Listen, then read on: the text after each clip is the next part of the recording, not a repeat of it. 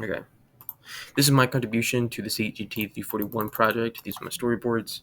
How the story starts up is that DJ, our desk jockey, is walking through an alley where he gets blipped. And he gets blipped from the medieval times where there's a knight that had been observing the landscape, and the knight sees him falls out of the sky, and the knight shouts wizardry.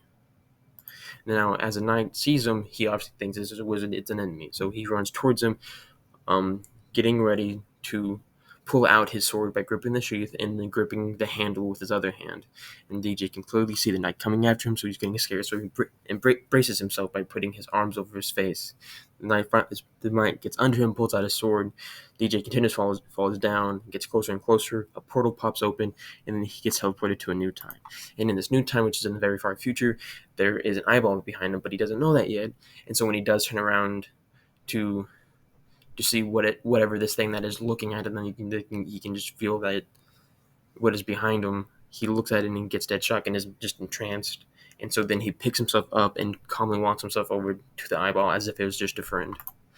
And so once he gets over there, the eyeball lifts the desk jockey up, flattens him down, and then our perspective switch from out of that into DJ's perspective, as we can now see what was the pupil is now just a tunnel with black fog in it, and it's some teeth that you can barely see, and it's just where the eyeball's mouth is at.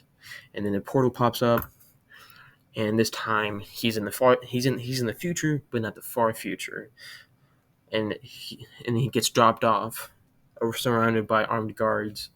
And he's just confused, trying to figure out what everything's happened. And there's just two black men in suits that come by. They don't. He's trying to talk to them, but they don't respond or anything. And so then they just go up to him and incapacitate them. That's where the cinematic ends, and then where our game begins, which would be starting in the room where he was being interrogated and all strapped up into a full body gurney.